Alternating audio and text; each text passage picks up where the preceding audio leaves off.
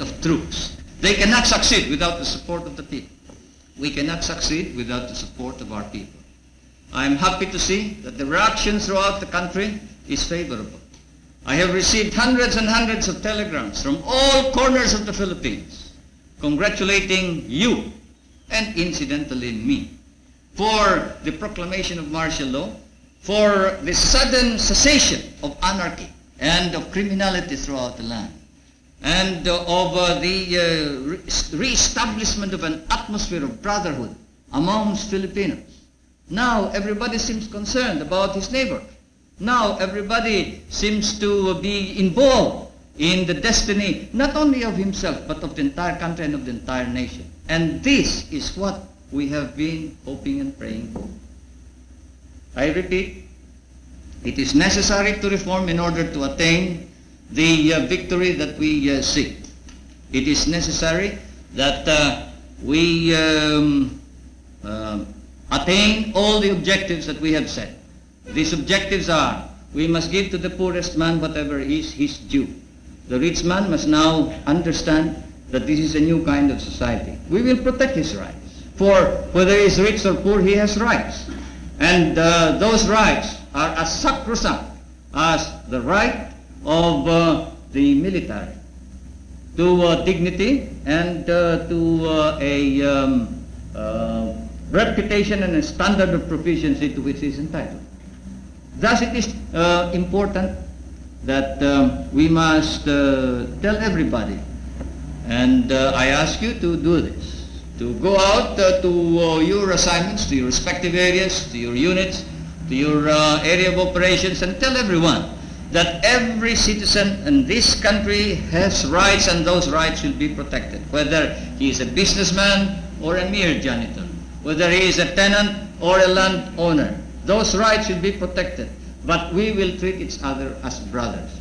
The landlord must now learn to live with the tenant, and the tenant must be given his due.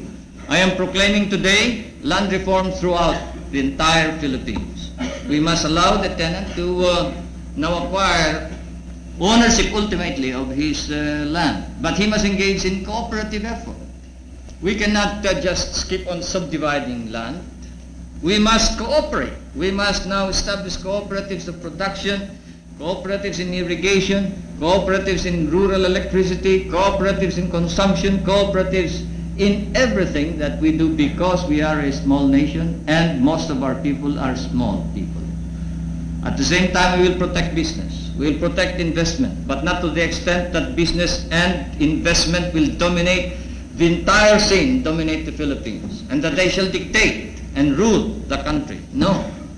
The business section need no fear whatsoever. As I have said, the soldier is not only courageous, he is not only humble, he is fair, because that is his standard of not only living, but his standard for performance. That is his very life. That is the very meaning of his being a soldier. Fairness and justice. And so you tell each and everybody that they can expect fairness, justice. We will reform our society so we will weed out the corrupt in our government. We must do so, because a corrupt government is an insult to the entire country. And it encourages rebellion, it encourages revolution. There can be no success, no victory, no achievement if we do not alter and change our political institutions so as to be able to remove the sterile and obstruct the attainment of the ideal that we have.